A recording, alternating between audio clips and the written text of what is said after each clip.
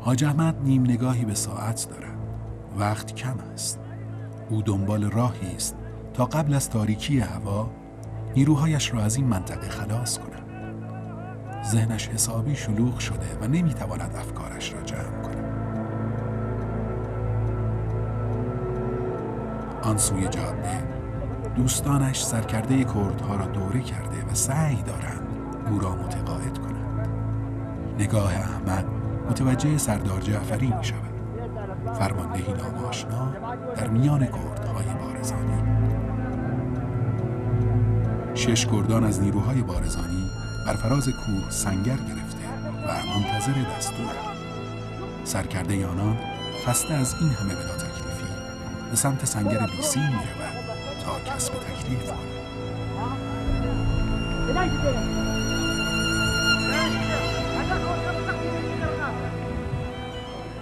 برای اینکه حادثه رخ نده ما همینجوری ستون و وارد منطقه پارتی نکنیم، گفتیم شاید هنوز اون مرکزیت پارتی به نیروهای اینجا نگفته باشه. لذا من به اتفاق خدا رحمت کنه شهید سردار حنیف به یک از برادرای دیگه اطلاعات قرارگاه حمزه سوار یه ماشین شدیم و رفتیم به سمت اون مقر نیروهایی که مسئول حفاظت اینجا بودن مال پارتی. به محضی که ما رسیدیم پیاده شدیم از ماشین دیدیم آقا جمعیت زیادی از این پیشمرگای عراقی همون کردای بارزانی ریختن رو سر. کتکای مفصلی خوردیم. حالا معمولا من چون لباس کردی تنم بود و همه فکر میکنن اصلا من رهبر این قضایا بودم توشون، بیشتر من کتک خوردم. ما رو بردن هر شود که تو اون مقر خودشون یک زندان انفرادی بود، اونجا زندانی کردن، در قفل کردن 3 نفر من. خیلی جای به اصطلاح ناجوری هم بود و خیلی مخروبه و مخوف و اینا.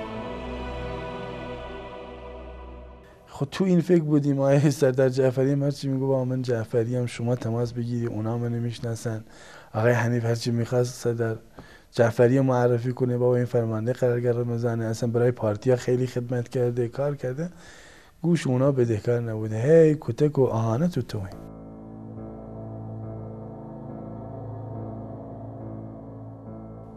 نگاه منتظر سردار کاظمی همچنان به انتهای جاده است. نه ماشینی می آید و نه می رود.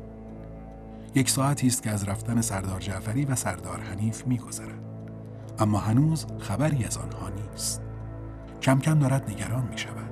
اما نباید کسی متوجه این نگرانی شود. حتی سردار مهتدی که سعی دارد نیروها را آرام نگاه دارد. اصلا اینقدرم دست پاچه بودن و هیجان زود سرصدا میکردن، حرف اون گوش نمیکردن. خلاصه ما 3 نفر رو گذاشتن کنار دیوار رو که تیربارون. خدا رحمت کنه شهید حنیف این ما رو که گذاشته بودن 3 نفرمون کنار دیوار، هی میرفت تو سینه اینا داد هوار میزد. منو معرفی میکردمش که میدونید مثلا دارید چیکار میکنید، این فلانیه، چیکار دارید میکنید اینا. تا اونو دوباره مثلا برش میگردونم به دیوار که زودتری مثلا شروع بکنن مثلا تیربارون و اینا. یکیشون مثلا احتمالاً منو شناخته بود و اومده بود مثلا بین خودشون یه چیزی گفتن و که بعدم فهمیدم مثلا اون منو احتمالاً مثلا شناخته نمون که دقیق بشناسه، فقط گفتم مثلا یکی از مسئولین ایرانیه نکنیم این کار. ما تو گوش اینه که می‌خواستن ما رو تیربارون کنن یه چیزی گفت و اینو بلند شد.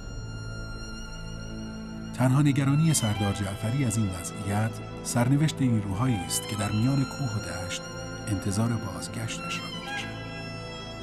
اما او در این اتاق گیر افتاده. لحظات در این اتاق نیمه تاریک سخت و طولانی طی می‌شود و آرام آرام او را به روزهای آغازین این عملیات می‌کشاند.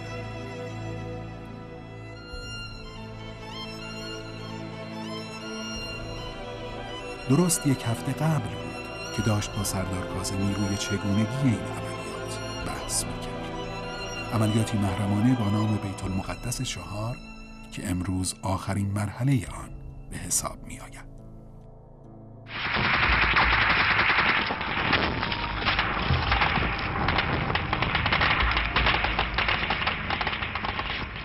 یک سالی است که از پایان جنگ ایران و عراق می‌گذرد، اما کردستان همچنان ناآرام است.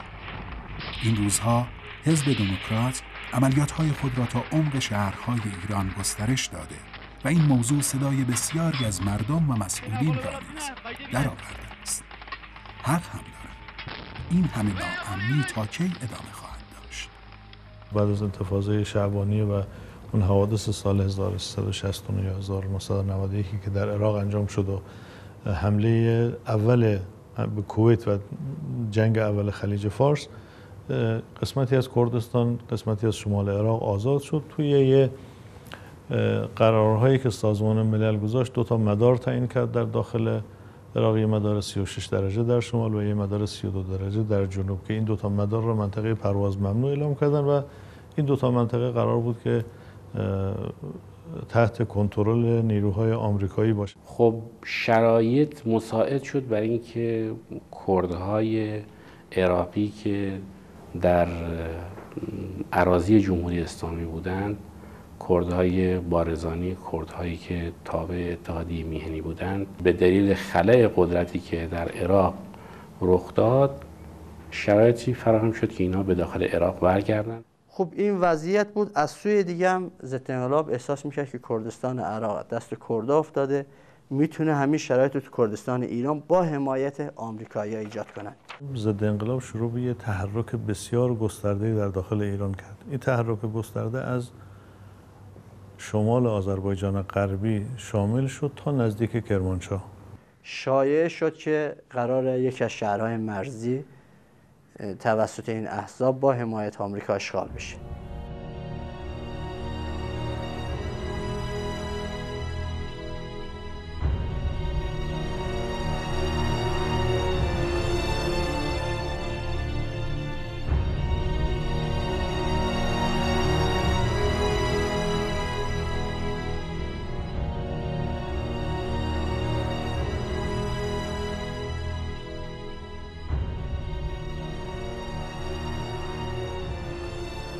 خب ارتباطاتی که وجود داشت اون زمان از طریق قرارگاه رمضان با گروه‌های عراقی و این گروه‌ها خب زمان جنگ مورد حمایت جمهوری اسلامی بودن، ارتباطاتی داشتن و دوستان ما توی اونجا محسوب می‌شدن. قرار بر این شد که با اینها مذاکره بشه که جلوگیری بکنن از تردد ضد انقلاب به داخل کشور. تلاش به اصطلاح زیادی کردیم که کردها رو قانع بکنیم که میبایستی در برابر به حاکمیت رسیدن در کردستان در قبال مرزهای خودشون میبایستی پاسخگو باشن. شورای فرماندهی کل سپاه که خواستار امنیت پایدار در منطقه کردستان است، به دنبال فرماندهی می‌گردند که آرامش را به مردم کرد بازگردانند. ماه‌ها طول می‌کشد تا آنها به نام سردار کاظمی برسند. آخرین روزهای سال 1371 است که قرارگاه حمزه فرمانده جدید خود را می‌شناسد. ضمن عرض خیر مقدم حضور سردار محترم فرمانده نیروی زمینی سپاه استعداد دارم از نیروی حاضر در میدان بازدید فرمایند. سردار حاج احمد کاظمی.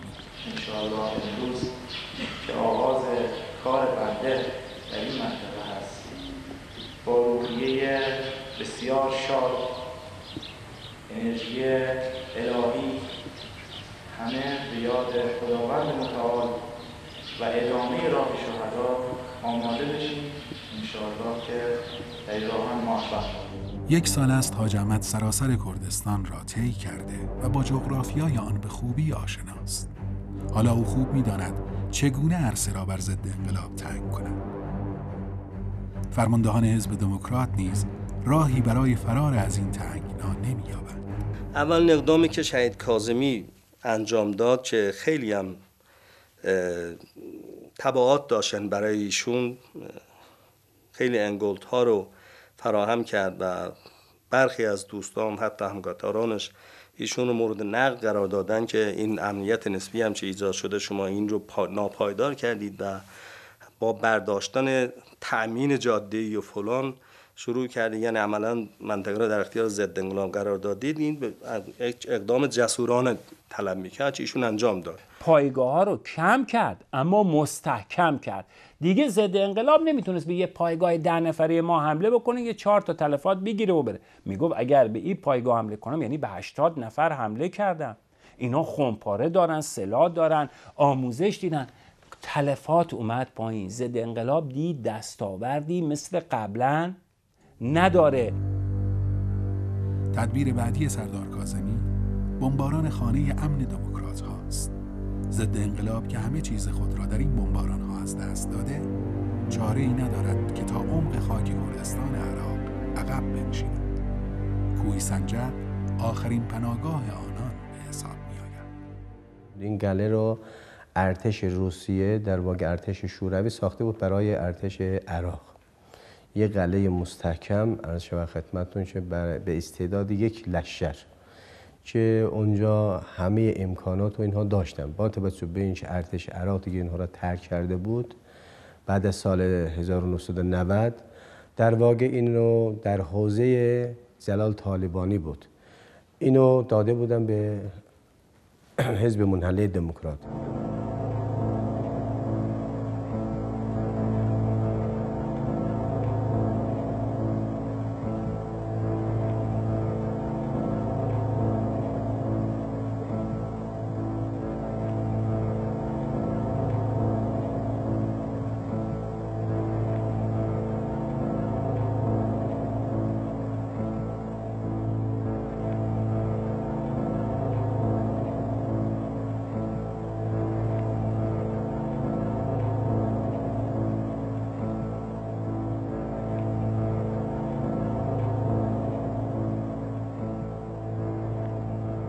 سه کیلومتری توی مرز پشت ارتفاعات قندیل. پشت ارتفاعات قندیل یعنی ما بالا ارتفاع میرفتیم و پایین بودن. برای خودشون میتونم بگم یه شهری درست کردن. تونل زده بودن، رادیوشون اونجا بود، دفتر سیاسی حزب دموکرات اونجا بود، مرکز آموزش اونجا بود، شورای رهبریشون اونجا بود، بعضن خونه‌های سازمانیشون اونجا قرار داشت، عرض کنم کمیسیون‌های فرهنگی، سیاسی، اجتماعیشون در اونجا حضور داشت، خبرنگاران از خارج به اونجا می‌بردن می‌دیدن، با افتخار از این منطقه یاد می‌کردن. اینو به حکم یک دژ تعریفش میکردن که کسی نمیتونه اینو به قول معروف تسخیر کنه. با این نگاه هست هر نیروی نظامیش هم میرفت میجنگید میومد اینجا استراحت میکرد. این اول برچیده شد. سردار کاظمی مطمئن است که عقب نشینی حزب دموکرات فقط عملیات‌های آنان را به تأخیر میاندازد. علاج واقعی نیست. تدبیری است برای فرسوده کردن تیم‌های عملیاتی آنان.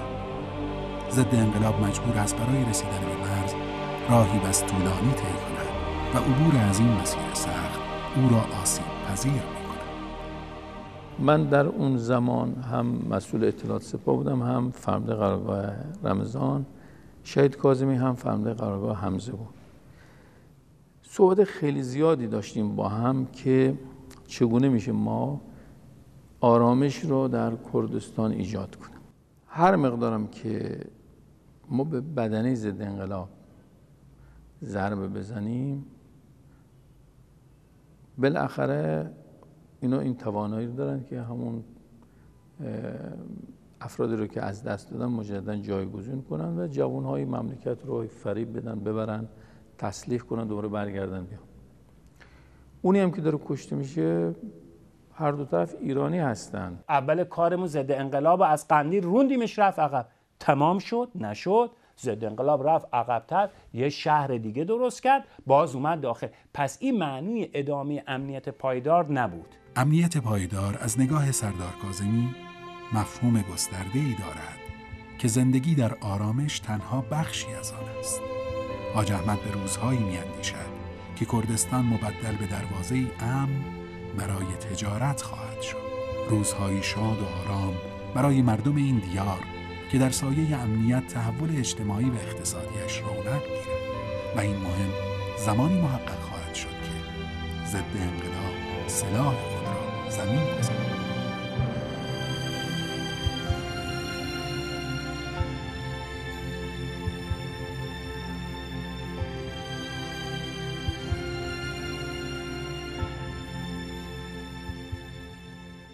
از آن زمان که سردار کاظمی فرماندهی این مناطق را بر عهده گرفته، تحرک دموکرات‌ها بسیار اندک شده. اما این به تنهایی کافی نیست. او به دنبال راهی است تا کار ضد انقلاب یکسره شود. روزها از پی هم می‌گذرد و حاج احمد طرح‌های زیادی را بررسی می‌کند. اما هیچ کدام قاطعیت لازم را ندارد. تا اینکه پس از ماه‌ها بحث و گفتگو راه را می‌یابد. عملیات بیت المقدس 4. از نگاه او این همان راهکار نهایی است. هدف این عملیات منطقه کوه سنجق در عمق 250 کیلومتری خاک کردستان عراق است.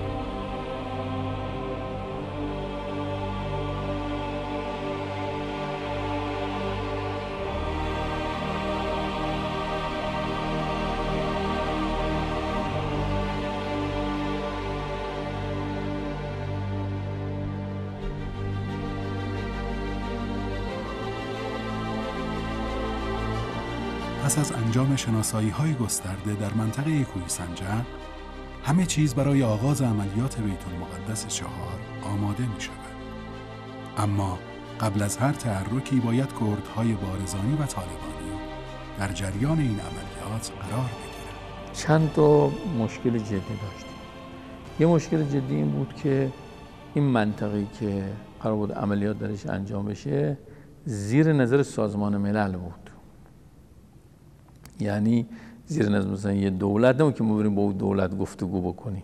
بالاخره در دفاع مقدس درگیر بودیم با ارتش عراق، هر نوع عملیاتی میخواستیم انجام بدیم ولی اینو داریم بعد از دفاع مقدس انجام میدیم. سازمان ملل اومده بود 60 کشور رو مأمور کرده بود که البته نمیخوام بگم همه این 60 کشور نیروی نظامی داشتن، اما مسئولیت‌های مختلفی داشتن. عمده نیروهای نظامی مال آمریکا و انگلیس بود.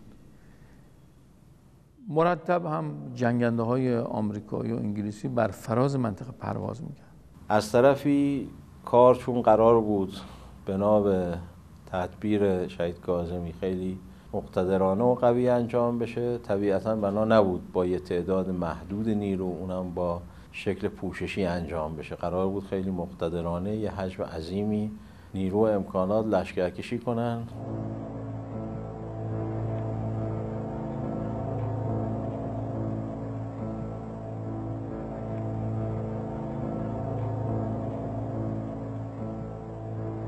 این حجم نیرو رو با این نوع شکار و غافلگیری ببریم بالا سر دشمن باز نداشتیم.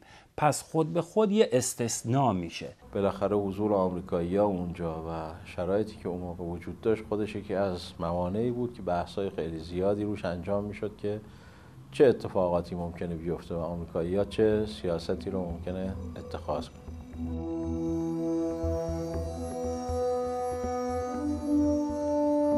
شامگاه 5 مرداد ماه 1375 است. یک گردان از پیشمرگان قرارگاه شهید کاوه بوکان همراه با 15 قبضه توپ و 10 قبضه کاتیوشا وارد مرز باشماق می شوند. قرار است این واحد عملیاتی از طریق منطقه پنجبین عراق خود را به پادگان سلام رسانده و از آنجا راهی کوه سنجق شود. حرکت بعدی به اصطلاح با این تصور در واقع بود که مثل که یک یگانی یا یه نیروی از ارتش عراق داره جابجا میشه، چون دیگه ما داخل محدوده مرکزی عراق بودیم. مشکل خاصی تو مسیر نداشتیم، ولی اونجا که تقریبا به شب رسیدیم یه دری بود از جاده اصلی جدا شدیم که توپخانه بره اونجا و نیروها برن پایین. بعد اونجا یه ترافیک عظیمی شد، یعنی یهو دیدیم هرچی ماشین است اومد داخل دره، هم اتوبوس ها هم توپ ها هم مهمات. یه لحظه مثلا یه لرزه‌ای به جان من افتاد. گفتم خدایا الان اگر مثلا یه نفر ولو همه چی بگه مثلا هماهنگ شده باشه، یه نفر یه حزبی مثلا یه دونه آرپیچی بزنه بگه خب من خودم یه کاری بکنم دیگه، یه کار تکی. بعد همه بچه‌های ما میفتن به جانم، مثلا تو ماشینا چسبیده به هم داخل دره گیر کرده. لحظه دیگه زود تماس گرفتیم، گفتیم آقا بچه‌ها رو، اونایی که اتوبوس‌ها هستن اونا رو پیاده کنید اینور اونور، هم پیاده برن هم یه نوع تامین باشن برای اتوبوس‌ها. خیلی صحنه خاصی بود، به این معنا که نمیدونستیم فردا صبح چه اتفاقی میفته. همه برای این قضیه شک داشتن، همه نگران بودن، هر آن احتمال داشت این حالت شکننده باشه. شب از نیمه گذشته. سران حزب دموکرات که از حضور نیروهای ایرانی مطلع شدند، گروه‌های نظامی خود را به حالت آماده باش درآورده تا آماده عملیات شوند.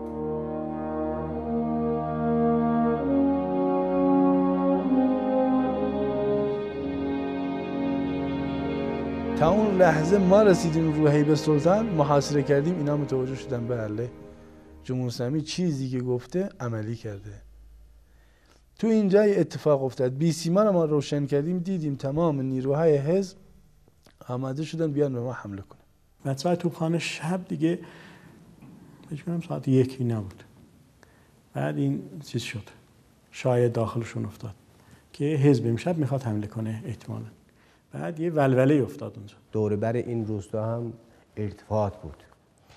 ما رفتیم اونجا، گفتن به اصطلاح عملیات لو رفته، بعد شما هم در محاصره هستید. وقتی اینو گفتن شب خیلی تاریک بود، از یه طرفی هم این شهاب سنگی ها میومدن، تقریبا آدم احساس می‌کرد بله دیگه اینها واقعا ما در محاصره هستیم. بعد اینها رو با آرپیجی اینها می‌زدن.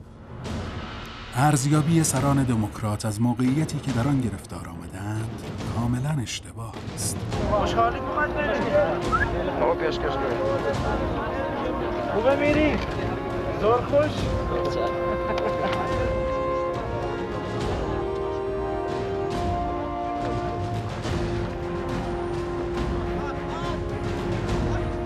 گروه‌های شناسایی پس از بررسی منطقه به این نتیجه میرسند که حجم آتشبارهایی که مقر حزب را نشانه رفته‌اند بسیار گسترده است و تیم‌های عملیاتی توانایی مقابله با آنان را ندارند.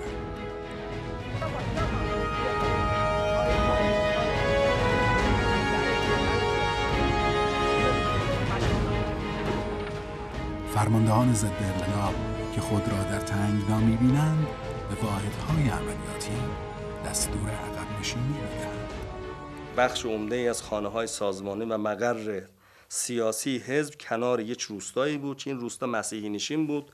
ما هم تعهد کرده بودیم که هیچ گلوله هم روی روستا نیفته. سلیمانی و داردسته رو صدا کرد، رو نقشه اومد، گفت باید طوری عمل کنید که عاقبت خوبی از ما تو این منطقه گذاشته بشه، جا به جا بمونه.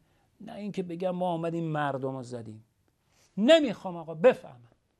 همینجوری خط من آتش تو بذار اینجا، گلولهات اینجوری بزن، این فرصت رو بده. توپخانه ما اول قلعه رو نزدن، یعنی هدف این عملیات گرفتن تلفات نبود که ما بگیم تلفات وارد کنیم به ضد انقلاب. اونجا ما میخواستیم قدرت جمهوری اسلامی را اثبات بکنیم اونجا و این اقتدار را به اثبات برسانیم که ما توانایی این داریم که اینجا بیایم عملیات انجام بدیم. به مزارع مردم در گسترش توپخانه نباید آسیب برسه. اگر آسیب، برای همین میگم آخر دست که من گفت ببین مهمات یا چیزی به مزرعی چیزی سوخته ما پولش بدیم. عجیبه ها. عملیات شروع شد.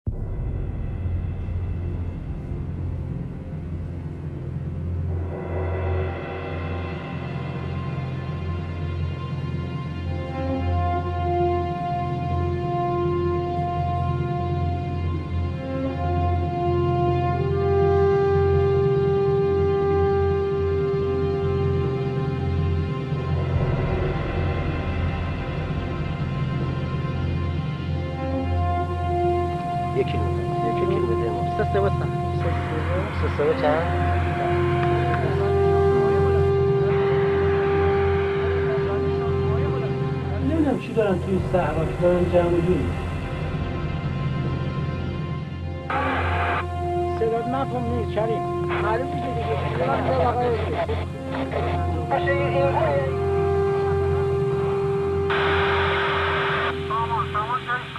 بگوشم بفرمایید کریم الله اکبر.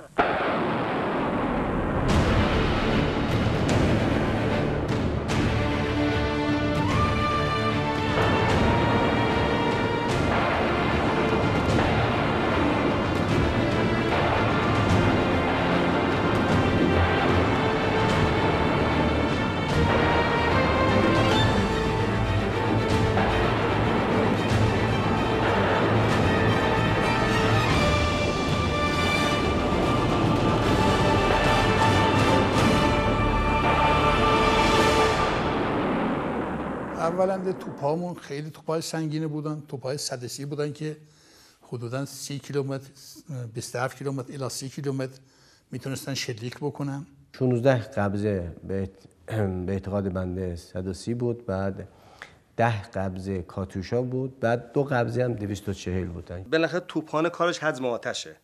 وقتی شما 3 گردان توپ و کاتوشا رو مروحه جمع بهش میدی، تمرکز آتششون رو میکنه برای یک نقطه، این خوب وحشتناک آتش اونجا. همزمان وقتی همه با هم شلیک بکنن جهنمی از آتش ایجاد میشه. این یه طرف قضیه بود. یه طرف قضیه این بود که اینا فهمیده بودن که شهید کاظمی تا نتیجه نگیره ولکن ماجرا نیست. این دامنه شاید کشیده بشه به یه جای دیگه.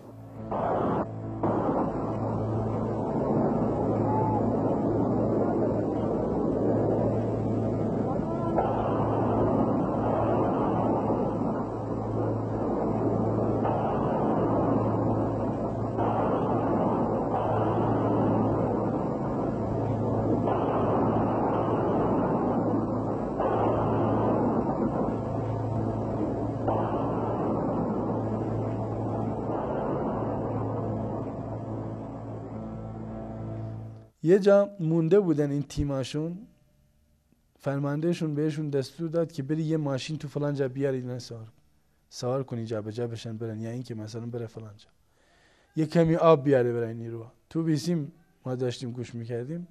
حالا اسم اون انقلاب هم اتفاقا هست، بعدا بررسی کردم، مسئولیتشون هم مشخصه. گفت که چیز کنی، گفت هر کاری میکردن هیچ کدوم هیچ از بس وحشت کرده بودن، ترسیده بودن، قبول نمیکردن که مثلا یکی بره آب بیاره. یکی میگه آقا خودت بری، به من چه ربطی داره؟ من اصلا جرئت ندارم. نگاه کن پاسدارا دارن میان پایین، نگاه کن اینا دارن محاصرمون کردن، به خدا میدوزنمون میبرن. یعنی تو 250 کیلومتری بری یه کاری انجام بدی از انقلاب وحشت بکنه. سردار کاظمی برای کاهش تلفات نماینده انتخاب میکند تا رابط میان حزب دموکرات و قرارگاه حمزه باشد. مسئولیت این فرد ترغیب دموکرات‌ها به پذیرش صلح و زمین گذاشتن سلاح است. فؤاد معصوم که نماینده اتحادیه میهنی کردستان است، این مسئولیت را بر عهده دارد. او پس از پایان هر آتشباری سراغ سران حزب رفته تا از تصمیم آنان آگاه شود. ساعت 6 صبح که اجرای آتش شد، خب حزب منحله به UN به سازمان ملل شکایت کرد. رو اون ارتفاعات هیبت سلطان به اتفاق شهید کاظمی و سردار مهرابی و اینا که با هم بودیم، اون بالا واسه منطقه رو میدیدیم که داره هدف قرار میگیره. نماینده سازمان ملل اومد و چه خبره، مثلا چیه این توپخانه فلان از این. ما به این دوستان اتحادی که ما بودن گفتیم برید بگید که ظاهرا ارتش عراقه، وقتی که ما می‌خواستیم وقت بگیریم تا اینا بخوام برام بررسی کنن، کارمون رو انجام بدیم. خب اینا هم رفت دیگه، رفت که برن به عراق اعتراض کنن چرا دارید آتش باری میکنید، چون نمی‌دونن آتش از کجا داره میاد. اول که اومدن مراجعه کردن، به خاطر که ما قبضا تو دره مخفی کرده بودیم، محل قبضا پیدا نبود، می‌دیدن که داره توپ میاد و مثلا موشک میاد اینا.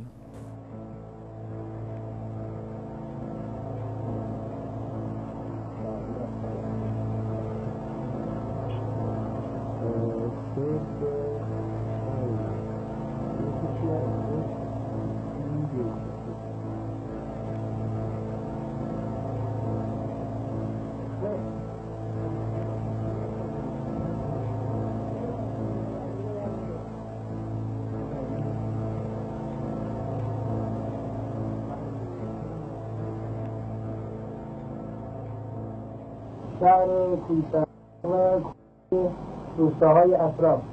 از اینجا کمیته مرکزی حزب دفتر سیاسی کلیه حوزه‌های مربوط به بیان و پیشوا و خونه‌های سازمانی و سامران حزب دموکرات تحت کنترل ماست و دیروز در شدیدترین وضعی قرار داشتن، در بدترین وضعی قرار داشتن. آتش توپخانه اسلام اونها رو کاملا منفعل کرد و تلفات زیاد هم بده. انشاءالله این روز هم منتظر دستور هستیم. الان همه برادران آماده هستن، چه پیاده چه توپخانه چه ادوات، همه آماده هستم و یورش نهایی رو به ضد انقلاب اسلام برم تخلیه میکنم دیگه. الان دارن تخلیه میکنن از طرف حمله دیروزی دارن تخلیه میکنن.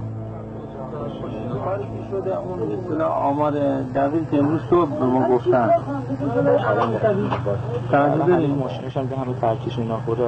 تمام ساختماناشون منهدم شده، یعنی خود این رفقامون که رفتن اون تو قرارداد نمیشن ساختمانی شده که گلو خورده، تمام ماشیناشون کامیوناشون همه منهدم شده و الان آمدن از تو شهر ماشین گرفتن که دارن وسایلشون رو میبرن.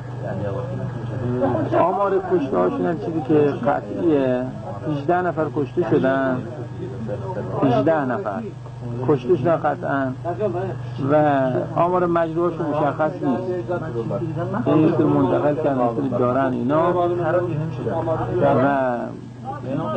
محل اصلیشون هم دیگه کاملا الان داره تقلیم میشه که بعدا انشالله به اشغال خودمون در میاد.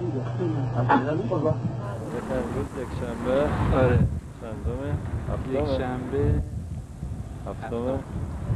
هفته 5 دیگه. خب آتش بس شده با فعلا که آتش بسیم منتظر می‌بینیم چی میشه. ما گفتیم که باید کتباً بنویسید که دیگه به هیچ وجه وارد خاک ایران نباید بشید و هر گونه فعالیتی در خاک ایران منجر به نقض عهدتون خواهد شد.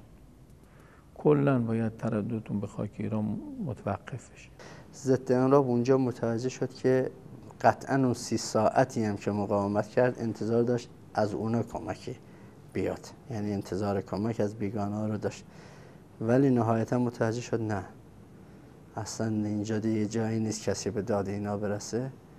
بازم وابستگیش به بیگانه ها جواب نداد، مجبور شد که قبول کنه اون تعهداتی که باید به جمهوری اسلامی میداد و متعهد شد. اونو نهایتا کتباً نوشتند که الان سندش تو سپاه هست و آقای مصطفی هجری که اون موقع جانشین دبیرکل بود، چون خود دبیرکل نبود که الان خودش دبیرکل هست، ایشو امضا کرد، مهر کرد و اینو فرستاد برای ما. یعنی تاریخش هم 11 مرداد 1375.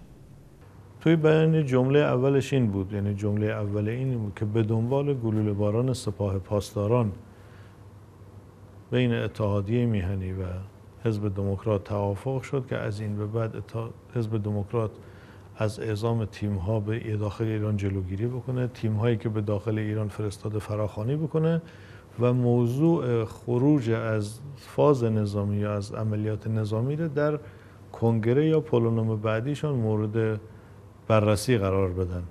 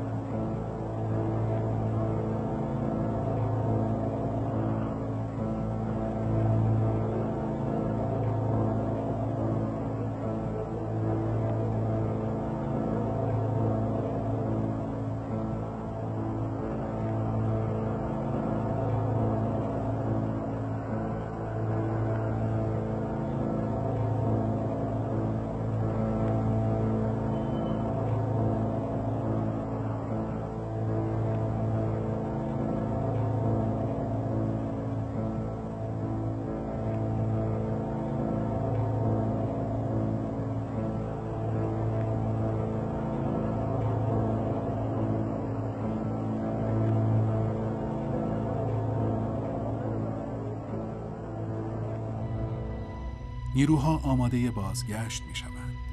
در این میان سردار جعفری به وضوح شادمانی را در چهره حاج احمد می بیند. او خوب می داند که رضایت سردار کاظمی تنها به خاطر موفقیت در عملیات نیست، بلکه نمایش اقتدار نظام است که او را راضی ساخته. حزب دموکرات بعد از آن شکست سنگین متعهد می شود که که سلاحش را زمین گذارده و وارد فاز سیاسی شود. برگشت تا خاکمون. این یه عملیاته. برای سردار کاظمی چون یه فرماندهی بود میخواست تلفات نده، اینو یه عملیات فرض کرد. تو تر ممکنه ننوشته باشه، نوشته بودن برگشت، اما من بهش میگم عملیات، چون حرصی که کاظمی خورد سر برگشت من میفهمدم. شاید کاظمی بعد از اینکه ما عملیات رو با موفقیت انجام داده بودیم، هنوز جمع بندی نشده بود، اومد اونجا گفت علی اکبر جمع کنید بریم.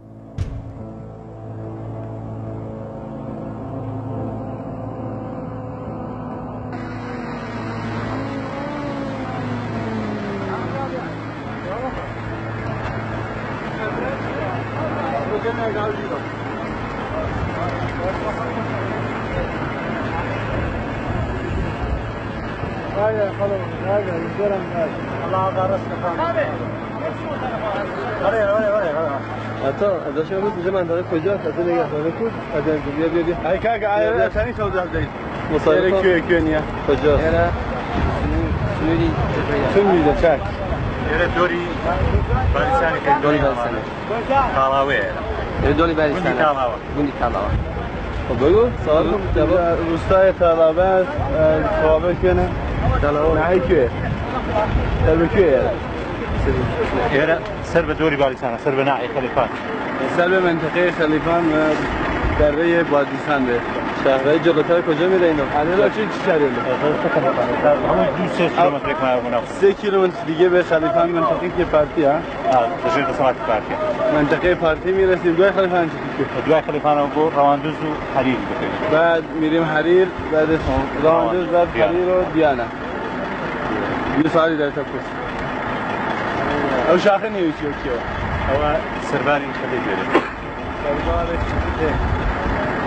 حتی اون مدار به همشیو او که اون کورش کرده چای کورش یعنی چی؟ او چای که با خود چای کورش کرده او برجکی چیه؟ برجکی و مقصد فل چی کشی ساکر لجت صدمی حکومتی بس استویرم با هیچ نما بس هیکل خیمه قبلا رادار بوده رژیم بعث اونجا مستقر بوده الان چی دست کی؟ الان دست کیه؟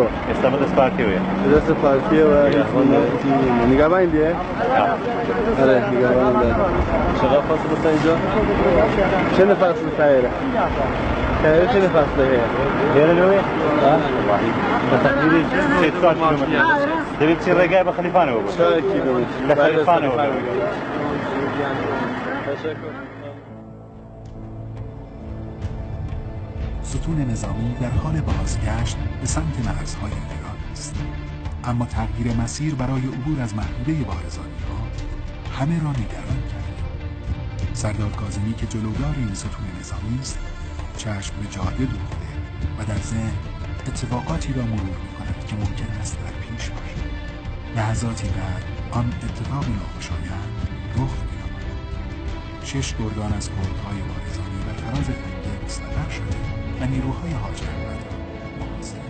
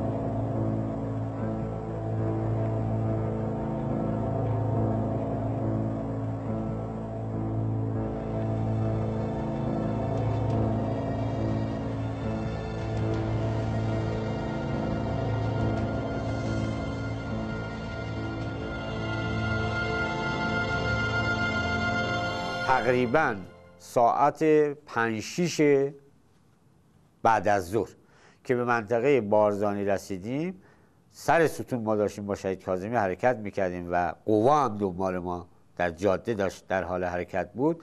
نیروهای بارزانی در یک تنگه‌ای که داشتیم عبور میکردیم از 3 طرف ما رو محاصره کردن. سردار کاظمی خشمگین است. او قاطعانه انگشت تهدید را به سمت بارزانی نشانه رفته و فریاد میزند که نان آنان را آجر خواهد کرد و به محض ورود به ایران تمام دفاتر سیاسی حزب را خواهد بست. حواست جان همچون دروغکی به اون رفیقت همچون دست دارم همچون دروغکی ها بشنیدی؟ باشم بگو این آقا جان آمد دروغکی ها همچون دستش پلیس منظره همین سیاد بسن نه با دست با دست سنگرها نشون بده رشته بده گرد ماشین سربتن الکی با دست اینجوری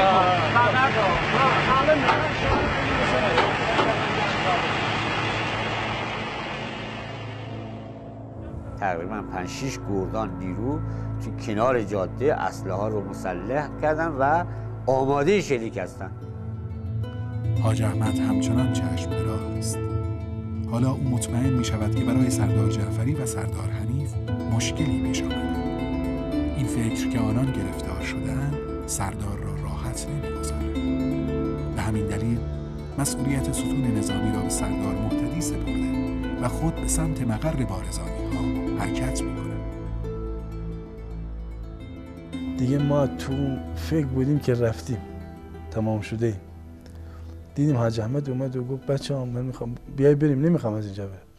گفتیم ما محترمانه بازداشتیم، کجا میخوای بریم؟ خب ما که از شب قبل نخوابیدیم و این عملیات از صبح خیلی خسته کوفته و این برخورده.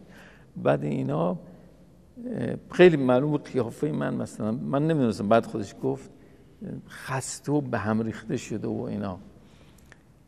معلوم بود که وقتی مثلا این منو دید مثلا اینقدر عصبانی شد، مثلا من تو این وضعیتی هستم و اینا، از نظر عاطفی خیلی برافروخته شد و یادم نمیره این مثلا قفل دری که من توش قفل آویز بود گرفته بود، پاشو محکم میزد به این دره، به اینا به اصطلاح فحش میداد به همین کردایی که ما رو زندانی کرده بودن که یاله در باز کنید.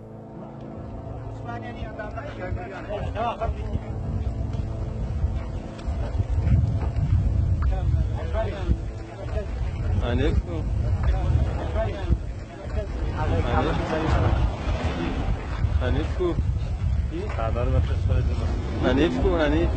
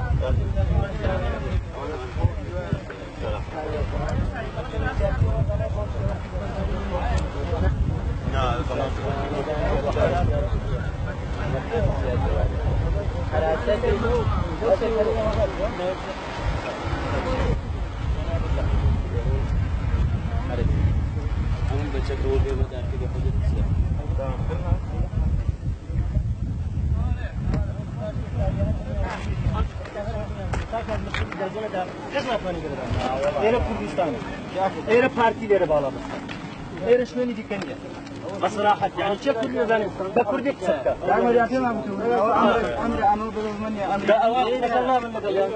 أمر كيسير كستكونا بالغلام بالر ده مش احترامي شام بس. بس كده عكس برداري ناكل. نمیشه بابا نمیشه ما سیاست کردیم ما میدونیم دنیا چیه ما همینطور مسئول داریم اونجا کردستان عراق است ما اونجا پارتی مسئول است از اونجا با اتفاق میان سرچشم با اتفاق بدون اتفاق شما چیزی نیستن ما شما نمی‌ناسید. اگر برگه بیارن چشم بس مش ضد انقلابی هستن، شما چیزی ما شما را نمی‌شناسم. مکتبی سیاسی برن سرچشم عکس برداری نمی‌کنن، یک چیزی نمی‌کنن. شما مهمانن سرچشم ما. شما چرا نیرید چی یعنی مهمان دوستی خوبه بدونن چیزه چی از کجا خطر داره از اونجا اگه یه چی دارن کردی میدوند بابا کردی برای ما صحبت برگشتن شما این فیلم را در کن خاموش اونجا ممنوعه خاموش خوب انجور کن ما دیدیم اون یارو که میگم یه کمی عاقل تر بود اسم سردار کاظمی شنیده بود، اقتدارش و تواناییش و مدیریتاش و همه ایناش رو شنیده بود که چجور آدمیه. هی میگفت جناب سردار کاظمی، جناب سردار کاظمی، من ازت خواهش میکنم شما عصبانی نشو. تو این فاصله هم که گذشته بود اینا با مرکزیت خودشون تماس گرفته بودن، نهایتا به اینا گفته بودن که اینا رو آزاد کنید ولی حق ندارن از این مسیر عبور کنن. یکی دو نفرشون خیلی اهانت کردن که هی کردی فوش میدادن، معمولا منم حالی میشد. من یکیشونو کشیدم کنار، گفتم بالاخره دنیا همینجوری نمیشه، شما هم راحت میفته پیش ما. حالا واقعیت این بود که ما نگران ستون بودیم، داره شب شده حادثه تو اینا توی دره وایسادن و ممکنه حادثه اتفاق بیفته و اینا. اینجوری زد رو شونش گفت کا حسین به جای هر سیلی که به این بچه‌های من زدید 100 نفر ازتون میکشم. من تا فردا بهتون مهلت میدم اینجا رو خالی کنید. این تو عمق دشمن سپاه پنجمشون حداقل 2-3 هزار نفری نیرو داشتن، همه جمع شده بودن دیگه. ما هم تو این وسط مونده بودیم، بعضی اسلحه کشیده بودن خب بکشنمون. حاج احمد کاظمی با اقتدار داره این حرفو میزنه تو صف دشمن. از آن روز به بعد سیاستگذاری قرارگاه حمزه و قرارگاه رمضان به نفع اتحادیه میهنی تغییر جهت میدهد و این چرخش برای مسعود بارزانی بسیار گران تمام می شود.